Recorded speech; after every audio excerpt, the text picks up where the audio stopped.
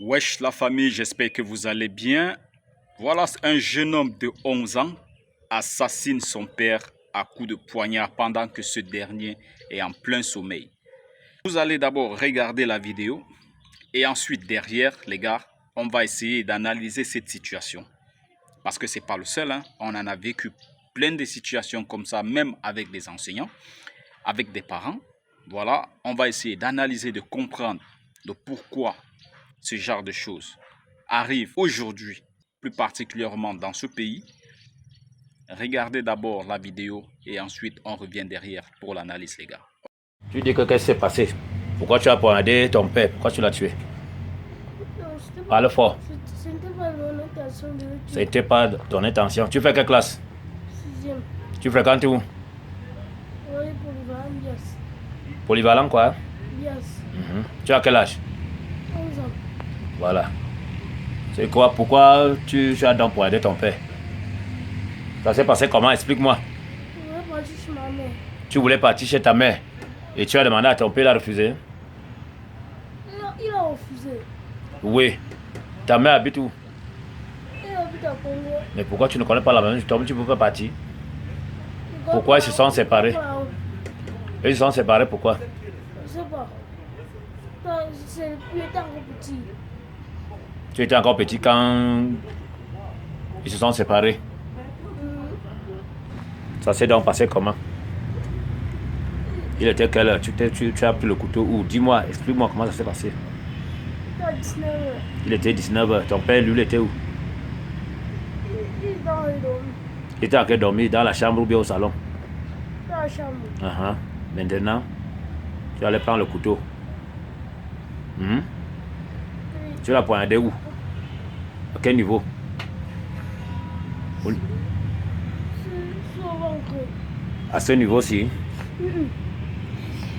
Un peu plus bas? Oui, ça. Oui, tu as poignardé combien de fois? Une seule fois. Une seule fois. Hein? Je voulais qu'il parte à l'hôpital. Je voulais qu'il parte à l'hôpital pour que par derrière, il proche ma mère. Tu voulais qu'il parte à l'hôpital. Pourquoi pas derrière tu pars chez ta mère? Maintenant, qu'est-ce qui s'est passé?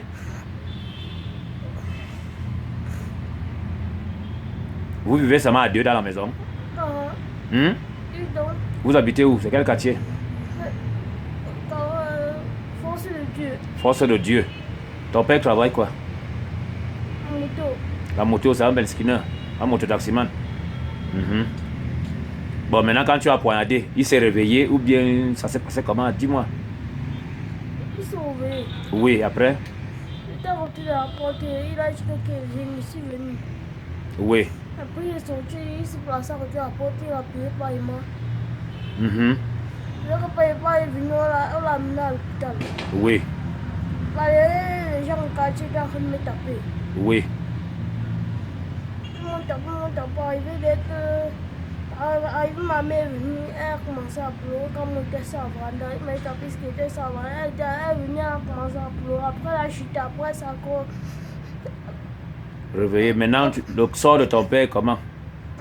Je sais pas. Tu ne sais pas. Tu ne sais pas qu'il est mort. Il est mort. Est-ce que tu regrettes ton geste? Est-ce que tu regrettes ton geste? Alors, déjà, les gars, pour moi, je reviendrai sur 3 points.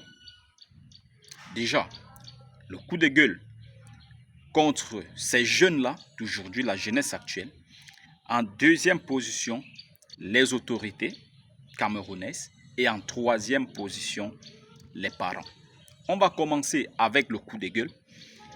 Vraiment, les gars, je suis assez étonné de voir comment cette jeunesse aujourd'hui n'a même plus peur, ne craint même plus les parents. Quand je me rappelle, à mon jeune âge, lorsqu'on était tout petit, la crainte que nos parents nous transmettaient, mais on avait peur de nos parents, on craignait nos parents, les gars. C'est-à-dire, tu n'osais jamais de la vie regarder ton parent dans les yeux. Dans les yeux, tu n'osais jamais.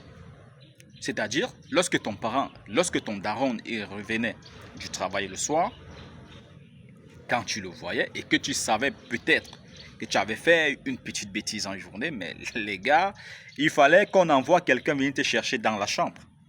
Parce que le daron n'allait jamais te voir. Il fallait qu'on envoie quelqu'un venir te chercher dans ta chambre. Et toi, en ce moment-là, tu faisais semblant de dormir. Tu faisais semblant de trop dormir avant qu'on te soulève seulement sur ton matelas et qu'on te dise « Hey, papa, il veut te voir, papa t'appelle. » Et quand tu venais, les gars, tes pieds tremblaient au sol. Mais aujourd'hui, on voit des jeunes, on ne sait plus ce qu'ils mangent. Parce que je veux bien qu'on parle de la consommation de la drogue. Mais cet enfant de 11 ans, là, celui-là, on ne peut pas parler de consommation de la drogue. Qu'est-ce que c'est? Qu'est-ce que c'est, les gars? Qu'est-ce que ces enfants mangent? Un enfant de 11 ans qui a le courage d'attraper un poignard et d'asséner un coup de poignard pendant que son papa dort, sous prétexte qu'il aurait demandé à son papa de se rendre chez sa mère et que le daron ne lui aurait pas donné la permission. Il dit, bon, qu'est-ce que je vais faire?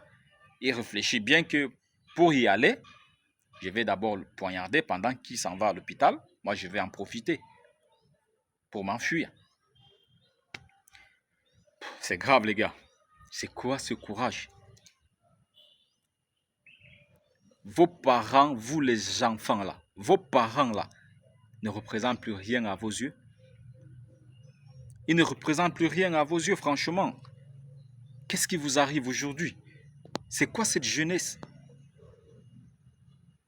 C'est quoi cette jeunesse? Vous êtes nuls à l'école. Il faut passer des examens avec 9, avec 8 de moyens. On vous fait avancer. C'est vous qui consommez des stupéfiants. Tu vas voir des jeunes garçons aujourd'hui marcher en pleine rue avec la cigarette en main et personne ne dit rien. Personne ne dit rien. On les regarde. Personne ne dit rien. Parce que on nous a amené cette histoire de liberté. On ne doit pas fouetter sur les enfants. Et aujourd'hui même, tu es du quartier. Si tu tapes sur un enfant au quartier, peut-être tu vois un enfant qui déroute, que ce n'est pas ton enfant, mais c'est l'enfant peut-être du voisin. Tu vois, il a fait quelque chose qui n'est pas bien pour lui, pour son avenir, et que tu estimes que tu es l'aîné, que tu es son grand, tu es son parent du quartier. Si tu tapes sur cet enfant, eh bien, tu verras son parent immédiatement venir t'agresser. Aujourd'hui, l'enfant du parent, c'est l'enfant du parent. C'est plus l'enfant de tout le monde. Comme à notre époque, quand on était tout petit, n'importe qui au quartier pouvait te chicoter et ton parent ne pouvait rien dire. Ton parent devait juste te demander qu'est-ce que tu as fait. Mais aujourd'hui, l'enfant de quelqu'un est devenu l'enfant de quelqu'un. Ce n'est plus l'enfant du voisin. Conséquence, on voit donc ce qui se passe là. Et maintenant, pour revenir sur les autorités, pourquoi ces choses arrivent? Pourquoi la responsabilité aux autorités? Déjà, premièrement, la flambée des prix des denrées alimentaires, les routes qui ne sont pas bien construites. Eh bien, vous me demanderiez quel est le rapport entre les routes et le comportement de cet enfant? Eh bien, tout simplement parce que la vie chère pousse à ce que nous sommes en train de vivre. Vous allez voir ce pauvre parent bensikineur là. Vous savez combien il faut aujourd'hui au Cameroun pour pouvoir faire un petit repas?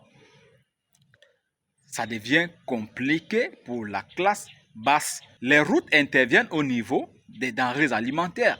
Vous allez voir ces commerçants-là, ces bayam-selam-là, qui prennent la route pour aller dans ces villages-là, prendre la marchandise. Eh bien, le coût du transport augmente en fonction de l'état de la route et en fonction également du prix du carburant.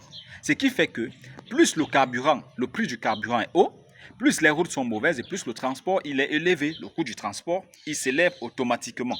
Et maintenant, les commerçants qui partent dans ces zones-là, prendre des denrées, ils arrivent en ville, eh bien, les denrées deviennent beaucoup plus chères.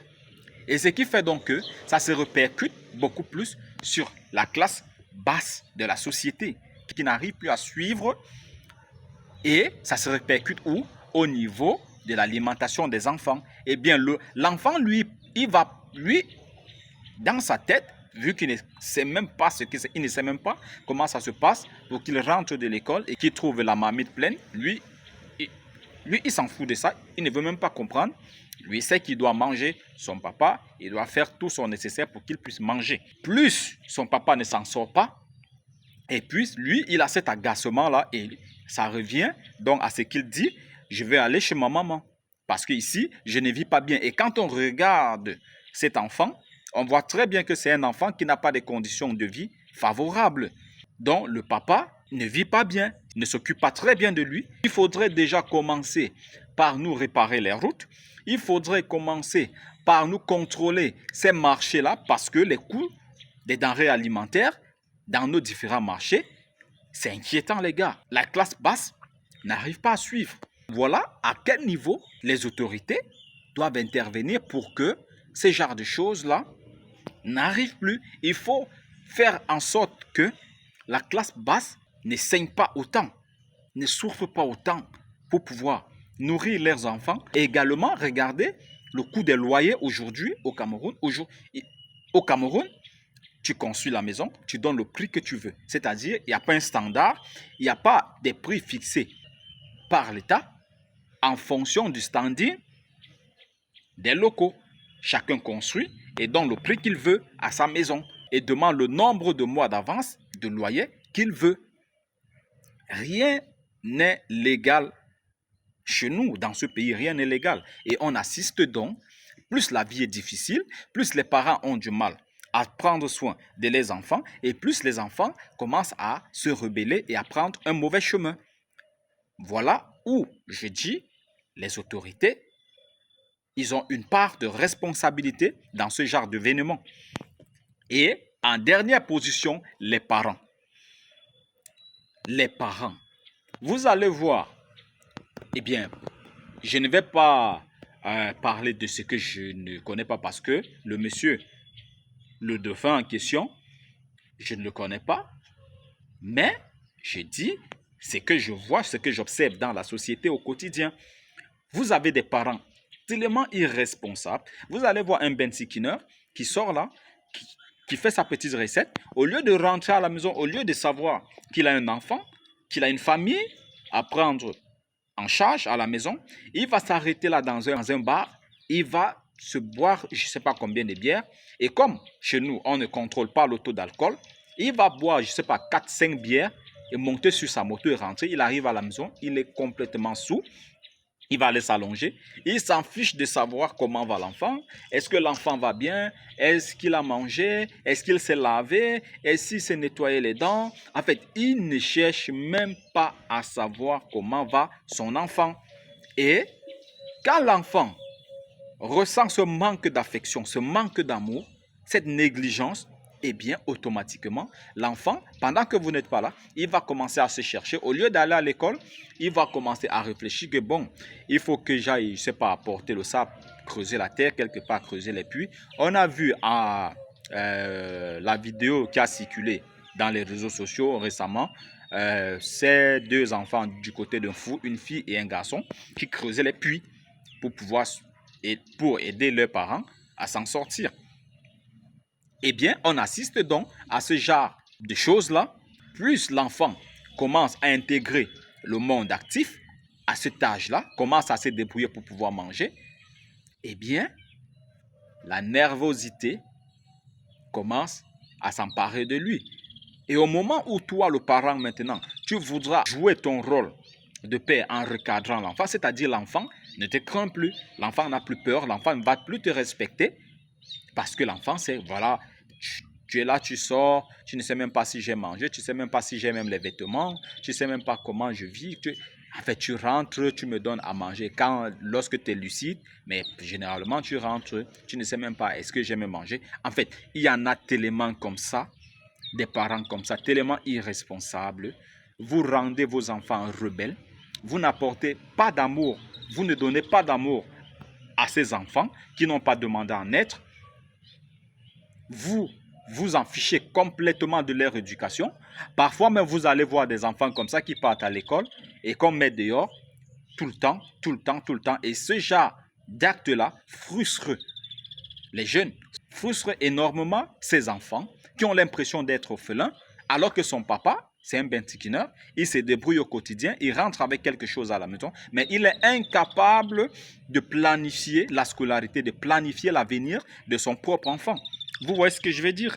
Donc, les gars, à un certain moment, apprenons à être responsables. Lorsque nous sortons au quotidien, c'est d'abord pour nos enfants, c'est pour nos épouses, c'est pour nos familles. Voilà un peu l'analyse que je peux faire par rapport à cette situation. Il y a beaucoup ici qui regardent la vidéo, qui regardent les vidéos, mais qui ne s'abonnent pas, les gars. Essayez de me dire ce que vous en pensez en commentaire. Qu'est-ce qui peut pousser un enfant de cet âge à agresser violemment son père, à avoir ce tel courage? Dites-moi ce que vous en pensez en commentaire, les gars, surtout dans le respect. Il y a des gens qui viennent ici en commentaire pour insulter, pour dire du n'importe quoi. Les gars, c'est dans le respect. Voilà. Voilà tout ce que j'avais à dire. Et voilà, d'ici là, prenez tous soin de vous. Et la paix sur vous, les gars.